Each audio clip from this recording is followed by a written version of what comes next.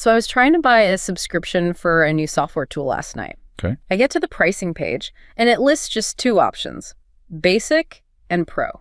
Ah, the classic setup. And I must have stared at that screen for, I don't know, 5 minutes. I was completely paralyzed. I can picture it. The basic plan just felt, well, cheap. Like I knew it was missing the one feature I definitely need down the road. Right, the catch. But the pro plan was double the price and just packed with all this high-end stuff I knew I'd never touch. It was this weird, frustrating binary choice. So you felt stuck. Completely. I didn't want the bad one, and I didn't want the overwhelming one. I actually got annoyed and I closed the tab. Mm-hmm. Then this morning, I find a competitor site. I click their pricing page, and it shows 3 tiers, basic, standard, and premium. And let me guess. Within 10 seconds, I had my credit card out, and I bought standard. It just felt easy, obvious, resolved. And as the confirmation page loaded, it just hit me. What just happened? Why did adding one more option completely flip my brain from total paralysis to an instant, confident decision? It wasn't just about the price. It was about the number. That is such a common, frustrating, and yet instantly recognizable experience. Yeah. It really feels like it's just a personal quirk, you know? Yeah. Maybe you just like balance. Yeah, that's what I thought. But what you observed is actually a deep, deep principle rooted in human cognition, in design, and even in ancient rhetoric. You experienced the direct collision between an overwhelming binary choice and the cognitive comfort of the triad. I felt trapped in a dyad, a binary choice where both sides just felt like a loss. But you introduced that third option, and suddenly my decision-making engine just starts working. Why? Why is 3 the magic number? Where does this deep human bias for 3 even come from? That is exactly the central question for this deep dive. You went from decision paralysis to resolution because the introduction of that third element provided immediate context, structure, and a cognitive shortcut your brain just Yeah. it immediately preferred. A shortcut. I like that. And this preference for triadic patterns, it spans millennia. Oh. I mean, from Aristotle defining persuasive symmetry all the way to modern UX designers trying to maximize conversion rates. It's an incredibly powerful mental principle. Okay, let's unpack this because I really want to know the neurological mechanisms behind why my wallet open for basic, standard, premium, but just slammed shut at basic versus pro. I want to understand the foundational reasons our brains are wired this way. Our mission today is to explore precisely that. We're going to investigate how the human brain processes information in these triadic patterns, looking at the specific neurological and cognitive biases that underpin this preference. Good. We'll look at the fundamental limits of our memory, the ancient art of persuasion, and then we'll see how this knowledge is now being strategically used in everything from public speaking to modern commerce and decision architecture. It's a universal principle that touches every part of how we communicate and decide. So let's start at the source then, the brain itself. We hear about the rule of 3 all the time in creative fields, right? Writing, comedy, film. But at its core, this suggests that concepts presented in groups of 3 are inherently more memorable, more engaging, and more persuasive. What's the neurological foundation for this ingrained bias? The rationale, when you really look at cognitive processing, is actually incredibly simple and satisfying. 3 is the minimum number required by the brain to create a distinct and satisfying pattern. A pattern. Yes, a pattern that offers a sense of completeness. I think of storytelling structure, which is arguably the deepest form of human communication. You have a beginning, a middle, and an end. Right. One item is isolated, it lacks context. 2 items create a pair, a binary, which usually suggests opposition or contrast. But 3 items inherently suggest a complete process, a structured journey. So it's the structure. It gives information a kind of rhythm and a sense of progression, which is just easier for our brains to track. Exactly. The human brain is a pattern-seeking machine, fundamentally, and it prefers patterns and rhythms over just randomness. The number 3 provides structure, simplicity, and a sense of closure without creating mental clutter or overwhelming your cognitive load. It just flows. The mind can grasp it instantly and organize it efficiently. And this efficiency, it has to tie directly into how much information we can actually hold in our working memory, right? I'm immediately thinking of the famous research on memory capacity and chunking.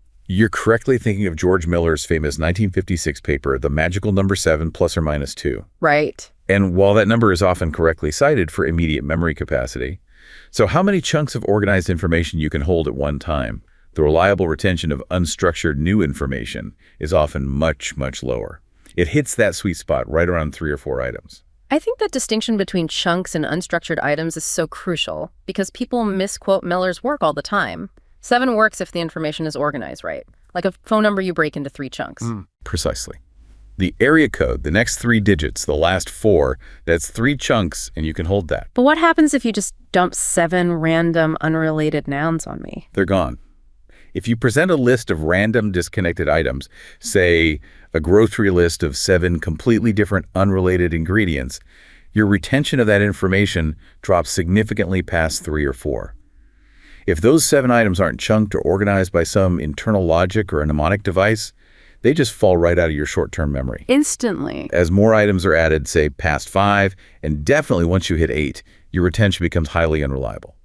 3 items hit the absolute sweet spot of cognitive processing fluency and maximum retention before that retention falls off considerably. So if a motivational speaker gets on stage and lists 5 core tenets for success, chances are the audience will only really retain and recall the first 3 without having to write them down.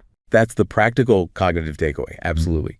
You have to use the power of 3 for the most essential, high-impact messages. You might have 10 supportive points in your back pocket, but you organize them under 3 primary pillars. It ensures clarity and maximal recall. You know, this limit around 5 or 6, it seems to pop up everywhere, not just in short-term memory tasks. It reminds me of the research on something called absolute judgment and subitizing. It does. And it's a really important contrast that highlights the universal limits of our immediate cognitive processing.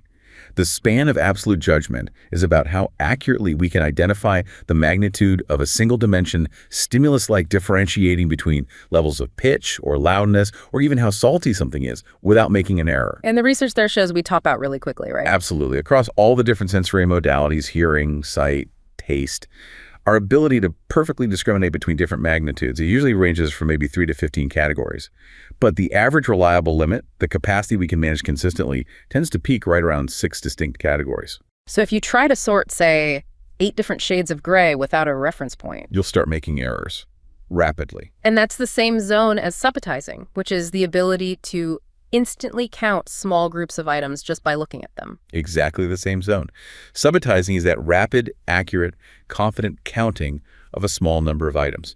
If I flash a picture of 4 dots on a screen, you instantly know it's 4. You don't count. But if you flash 9 dots, You have to consciously count them.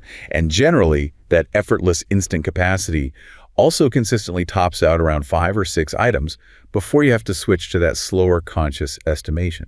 So whether we're talking about the limit of distinguishable categories or the reliable limit for unstructured memory or the limit of what we can instantly count 3 to 6 is consistently the zone of effortless processing. And 3 is the most powerful starting point for structure. Okay, let's pivot back to that leap from 2 to 3, though, because that was the entire mechanism behind my pricing story at the beginning. Why does 3 provide so much more satisfaction than 2? Why is the relationship between 3 things so much richer than just a simple binary?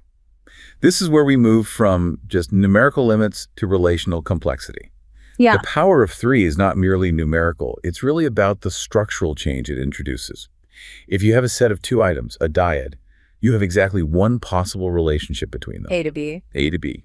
A simple binary association, often perceived as an opposition or a contrast. Like basic versus pro, high stakes, one relationship. Precisely. But the moment you introduce a third item, a triad, you suddenly have 3 distinct relationships that exist simultaneously. A to B, B to C, and A to C. Wow, so it's a dramatic, almost geometric leap from one relationship to 3. That's right. And this minimal increase from 1 core relationship to 3 represents a significant leap in perceived complexity and, crucially, a leap in perceived completeness. So what's the core mechanism there? The core mechanism is that triads allow for context-dependent meaning. The relationship between your first 2 elements is now fundamentally affected by that third element.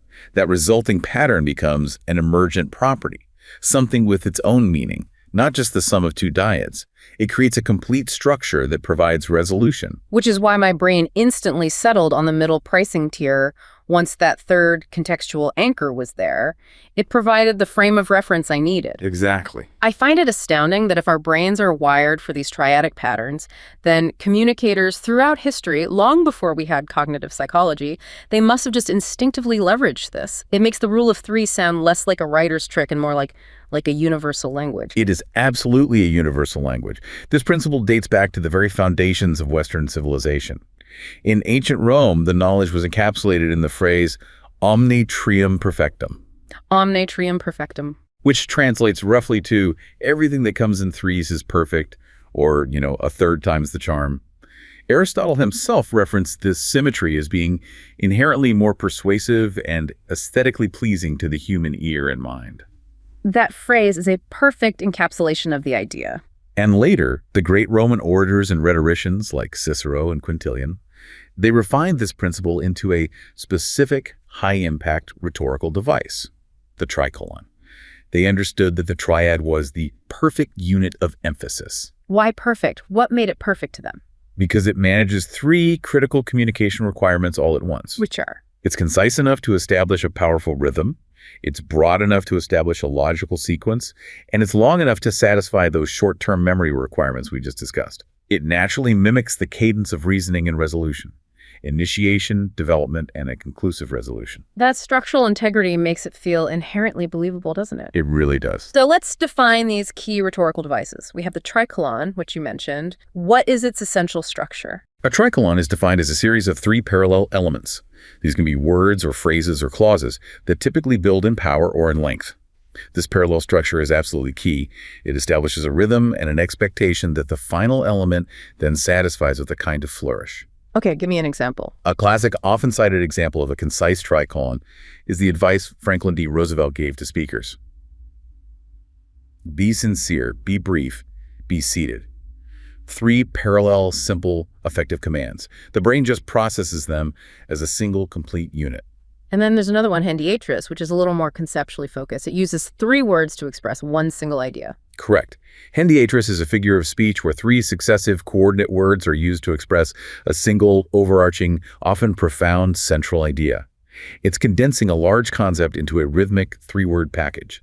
The most famous examples are mottos that encapsulate an entire philosophy, like the Olympic motto, Citius, Altius, Fortius, faster, higher, stronger, or the Enlightenment ideal captured in the French national motto, Liberté, Égalité, Fraternité, liberty, equality, fraternity.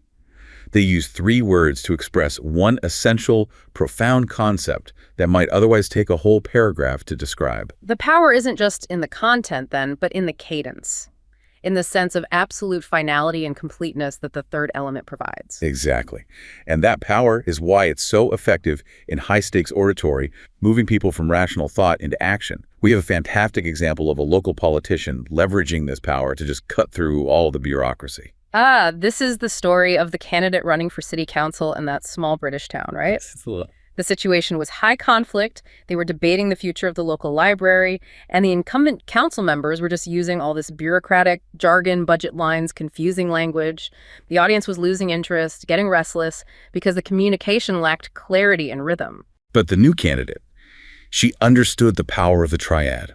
She stood up, she recognized the chaos in the room, and she completely reframed the issue with a simple yet masterful tricolon. She announced, "This isn't about budgets. This is about our children, our history, and our future." And that shifted everything. It instantly shifted the emotional register of the entire room. That triad, children, history, future, it created a rhythm that felt undeniably truthful and confident.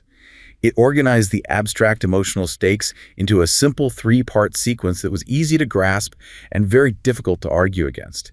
And it just overrode all the complex, jargon-heavy arguments that came before it. It just shows that the structure itself carries persuasive weight, sometimes more than the details. Exactly. It creates a memorable, rhetorically complete package. It's no wonder so many of the most lasting and powerful phrases in history are built this way. They're almost designed to survive the test of time through their structural integrity. They are. The list of iconic, persuasive triads just confirms this structural effectiveness. Think of Julius Caesar's report from the battlefield, summarizing a monumental campaign in three Latin verbs, veni, vidi, vici. I came, I saw, I conquered. It's simple, It's immediate, and it is utterly resolved. The third element, Vichy, provides the punchline and the closure. And in American history, there's no better example than Lincoln. Absolutely. Abraham Lincoln's summation of democratic ideals in the Gettysburg Address. Yep. Government of the people, by the people, for the people. You can just hear the rhythm. That phrase is rhythmically perfect. It achieves an emotional crescendo that defines an entire political philosophy in 9 words, all structured as 3 parallel phrases. You can hear the momentum building. It creates this sense of inevitability. Or Winston Churchill galvanizing a nation during wartime. Blood, sweat, and tears. The simplicity and parallelism make that monumental sacrifice seem comprehensible and somehow achievable. And of course, the foundational statement of the United States Declaration of Independence: life, liberty, and the pursuit of happiness. These phrases endure because the triadic structure embeds them so deeply in our cultural memory, it makes them seem immutable. So if we look at this through the classical framework of ethos, pathos, and logos, how does the triad maximize persuasion on all 3 levels at the same time? It's an incredibly efficient persuasive mechanism. So on the level of ethos, or credibility, using a highly structured triad signals that you are thoughtful, organized, and that you have complete mastery over your material. You project confidence because your ideas are so cleanly packaged. Which is key to gaining trust. The speaker sounds prepared, precise, authoritative. Exactly. Then for pathos, or emotion, the inherent rhythm and the parallel repetition create a powerful emotional lift. It builds anticipation. The listener knows that third element is coming, and then it satisfies that expectation with the final resolution. And that creates a powerful feeling of closure and inspiration. It does. That rhythm is deeply satisfying to the cognitive system. And finally, logos, the logic. How does the structure itself argue for the logic of the point? The triadic structure organizes your reasoning into a highly digestible, limited sequence: a setup, a build, and a resolve. This limitation prevents the audience from being overwhelmed by too many points, and it forces the speaker to focus only on the 3 most important ideas. This clarity, this focus, and the structural order are inherently logical and make a complex argument feel simple and true. I do appreciate that the ancient rhetoricians were wise enough to include a caveat too. You can't just use the rhythm to mask a weak idea, can you? No, and that classical warning is still absolutely crucial. The structure must serve clarity, not conceal complexity or a lack of evidence. If you use a powerful rhythmic device to promise value, vision, victory, but there is no verifiable data or substance behind those 3 points, the cadence quickly feels hollow. Manipulative. Exactly, and it often alienates the audience once they realize they've been moved by structure alone. The cadence should reinforce verified value, not promise the impossible. It's truly amazing how a pattern that was so effective in Roman oratory, designed to win wars and shape empires, is now the core principle behind maximizing conversion rates on a software landing page. Let's jump into these modern applications: design, marketing, choice architecture. The application of the rule of 3 in modern marketing and user experience, or UX, is precise, and it's based entirely on the cognitive principles we've just discussed. Advertisers leverage the 3 key benefits or features because of that psychological preference. They know that giving you 5 reasons to buy a product is less effective than synthesizing those into 3 powerful, memorable reasons. It's about impact over quantity. Absolutely. I mean, the modern consumer is facing peak information saturation. The rule of 3 just cuts through that noise. Take the McDonald's slogan, "I'm loving it." It's a concise 3-part statement. It's easily remembered. It creates a rhythm that resonates globally, and it communicates the brand promise, joy, and satisfaction so succinctly. That structural choice enhances the message recall across all advertising, from a radio jingle to a billboard. And it's about making the entire user journey digestible, not just the slogans. It's about organizing the path. How so? Well, the rule of 3 is critical for organizing content structure. If you are training a new user, you never give them 12 steps. You break it down into 3 main phases. Presenting a user's journey in 3 steps, breaking a training course into 3 distinct units, or just listing 3 key benefits enhances both memorability and comprehension. This structure provides a clear, manageable path and graphically reduces the mental friction for the user to proceed. Which brings us directly back to the chaos of my opening story, the pricing page dilemma, and how 3 options instantly solved my analysis paralysis. This is where the strategy gets really interesting. That experience perfectly illustrates what we call the center stage effect, or sometimes the compromise effect. Analysis paralysis is what happens when you're faced with too many choices, or in your case, only 2 extreme, unsatisfactory choices. That 2-tier model forced you into a very difficult high-stakes trade-off. Basic was too limiting. Pro was too wasteful. I had no middle ground to retreat to. Exactly. The pricing structure, with 3 tiers, basic, standard, premium, is a masterful application of choice architecture.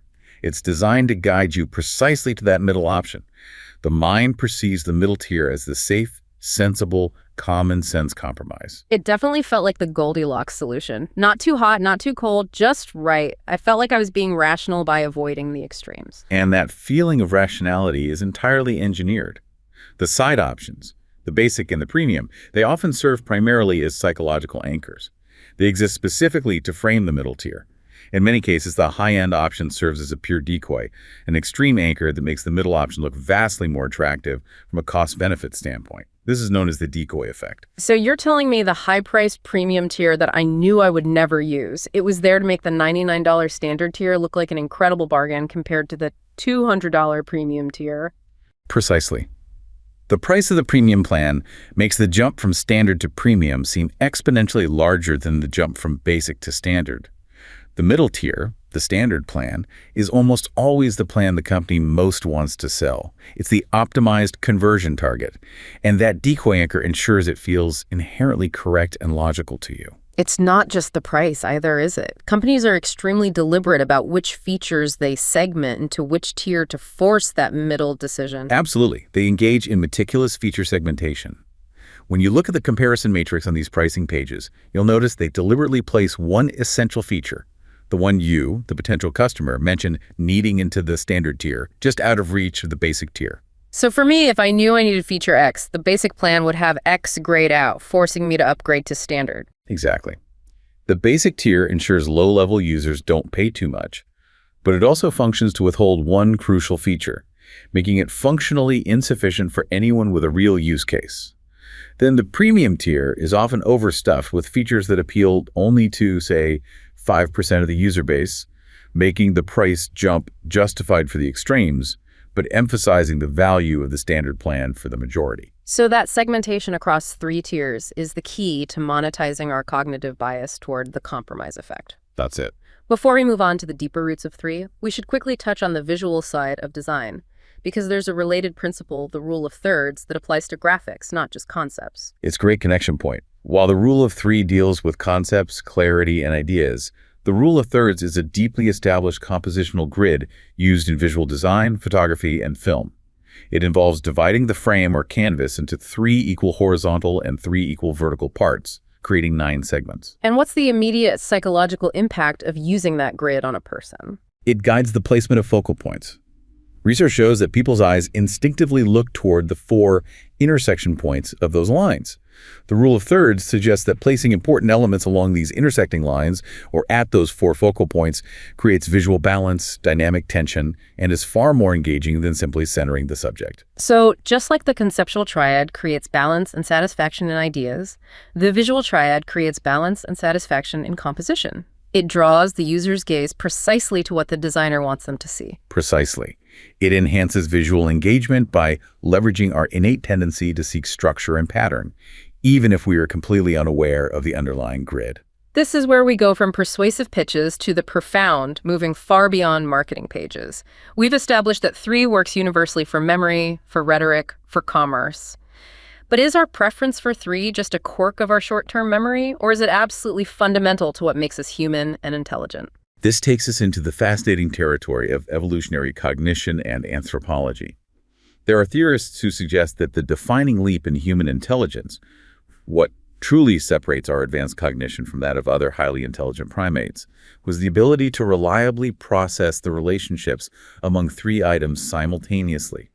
to go beyond simple binary or dyadic associations. So this is the core hypothesis of triadic cognition. It is. We're talking about a fundamental cognitive rewiring that allowed us to engage with complexity in a way no other species could reliably do. Exactly. Simple dyadic associations are sufficient for basic biological survival if A, then B. You see a predator, A, you run, B. But triadic processes require additional cognitive effort because they introduce context, which is the key ingredient for complexity, for abstract reasoning, for culture. This triadic capacity is thought to underlie 5 core human talents that really define our species. Okay, let's break down these 5 core triadic talents in detail because they connect our deepest past to our current structure. Let's start with language, since that's perhaps the most defining and complex human trait. First, language and syntax. The power of human language rests entirely on its recursive hierarchical structure, which is built on the triad. Linguists maintain that the functional unit of syntax is the phrase, the noun phrase, the verb phrase, and so on. A phrase, at its most basic structural level, is inherently triadic. How so? It typically consists of 2 words joined through an unspoken structural element, what they call the head. The structural head holding the 2 elements together, so 2 elements that we speak and a third invisible element that defines their relationship and function. That's the minimal architecture. Simple dyadic associations, word pairs like fast runner or red door, they just don't suffice for encoding or decoding precise causality or complex grammatical relationships. To understand a simple action like the hunter stalked the deer, you need 3 elements and a recognition of the subject, the object, and the action that defines the relationship between all 3. So that structural ability to process the relationship between 3 elements at once is what allows us to form coherent causal sentences and understand complex narratives. And it allows us to stack complexity, to use recursion. The minimalist program in linguistic theory explicitly maintains that the core structure assembled consists of 2 syntactic objects plus a label, a triad. This means complexity can scale naturally. The structural head in one triad can become an element in a larger encompassing triad, leading to endlessly nested clauses and the ability to express virtually limitless ideas. Fascinating. Now, what about tools? That's something we share with some primates, but human tool use is different. Second, complex tool usage. Yes. While we see simple dyadic tool use in the wild, a stick used to fish for termites, a stone used as a hammer primitive, complex human tool use requires keeping 3 perceptually distinct objects in mind simultaneously. This demands triadic thinking. Let's use the classic example again, the nut cracking skill. The advanced skill observed in capuchin monkeys or chimpanzees, and certainly our earliest human ancestors, cracking nuts is the perfect example. The successful tool user has to keep in mind, 1, the active tool, the hammer stone, 2, the object being affected, the nut, and 3, the crucial material context, the anvil or firm surface. If any one of those 3 elements is poorly integrated, if the anvil is too soft or the hammer is too light, the task fails. It fails. This requires understanding the 3-way reciprocal relationship for successful execution, a triadic insight that is the earliest concrete evidence of truly advanced human cognition. It's a leap from a 2-item interaction to a 3-item interaction that includes context. That structural ability to manage 3 elements simultaneously is clearly a huge cognitive hurdle. Now let's look at the foundation of human society, our social lives. Third, social cooperation and joint attention. The unprecedented ability of humans to cooperate in large, flexible groups requires what developmental psychologists call joint attention. This moves beyond simple one-on-one or dyadic interaction to a triadic structure. How is joint attention defined in this context? It is defined as a triadic interaction among 3 parties. 1, you, 2, me, and 3, our common goal or focus of attention. A child first interacts dyadically with the parent. But human infants quickly transition to realizing they can introduce a 3rd topic to the interaction using their gaze or pointing or a vocalization. They understand that the parent's mind and their mind are both focused on that same 3rd object. Exactly. That's the first step toward theory of mind. Understanding what another person is thinking and sharing a goal. This triadic capacity is essential for true social learning, cultural transmission, and coordinating actions toward a common future goal. This shared focus, this capacity for triadic social thinking, is the bedrock that allowed for large-scale, prolonged social cooperation and eventually the development of civilization. It is. Now let's explore the aesthetic talents. Starting with music, how does 3 explain the emotional core of harmony? Fourth, harmony perception in music. While simple two-tone intervals determine consonance or dissonance, the emotional core of music establishing major for happy and minor for sad modes or creating tension is established not by two tones, but by pitch triads, three tones. So two tones give us noise or agreement, but the third tone gives us emotion. Precisely. The emotional valence, the affect major, minor, diminished, or that unresolved tension is determined by the size ratio of the two intervals within that three-tone structure. If you play the first and third notes, you have a sound, but it is the introduction of that middle note that defines the sound stability and its emotional content. That makes perfect sense. The stability and valence of a chord have an acoustical basis in these three-tone structures, and that capacity to perceive those relationships is universal in humans, even if you've never had a music lesson. It's wired into our auditory system. And finally, let's look at visual art and depth perception. How does 3 give us the illusion of 3 dimensions on a flat canvas? Fifth, pictorial depth perception in art. The ability to perceive complex, illusory 3D structure on a 2D surface relies heavily on triadic cues. Simple dyadic cues, like relative size, are fine, but advanced artistic techniques like linear perspective and chiaroscuro, the use of shading and shadows, are inherently triadic. Give me the shadow example again. I find that deeply illustrative. A visible cast shadow is inherently triadic. To perceive the shadow and accurately infer depth, your brain has to instantly align 3 distinct elements. 1, an opaque object, 2, a light source, and 3, the surface on which the shadow is cast. And the resulting shadow provides crucial contextual information on the spatial depth and the relationship between the object and the environment. Yes. If you only had the object and the shadow, the brain couldn't accurately place them in space. You need that 3-part relationship to infer the light source and therefore the spatial layout. It's incredible. Whether we're discussing the most ancient human skills-making tools, communicating, or the highest cultural products, music and art, they all rely on the same structural capacity to manage 3 elements simultaneously. It really seems like the core engine of our mind. It is the cognitive engine that allowed us to move past mere correlation, which leads us to the final crucial point, why this triadic capacity unlocked human civilization. It's because triads are inherently recursive and hierarchical. Meaning that the structure doesn't stop at 3, it allows for infinite expansion. Exactly. Since a triad introduces context, the third element affecting the relationship between the first two, that structure can be endlessly nested. Any element within that triad can be replaced by another complete triad. Like the nested phrases in language we discussed, where a noun phrase itself can contain a descriptive triad. Or consider complex internal mechanisms in modern tools that are built on smaller, interconnected triadic units. The ability to manage 3 elements simultaneously wasn't just an isolated trick. It was the mechanism that allowed complexity to scale indefinitely, moving from simple survival needs to designing the internet and writing symphonies. So the complexity of thought structures could expand almost without limit, constrained only by our short-term memory capacity. Which, as we established, is optimized for 3 to 6 chunks. Triadic processing, breaking the world into these bite-sized complete triads, is the essence of human intelligence that allowed us to move beyond simple dyadic correlational behavior and achieve the staggering context-dependent complexity that defines our world. Wow. We started with a frustrating pricing page last night, paralyzed by 2 options, and we've ended up understanding the evolutionary and cognitive roots of human intelligence and cultural development. The entire journey was dictated by the power of 3. And the consistency across all those domains is the key takeaway.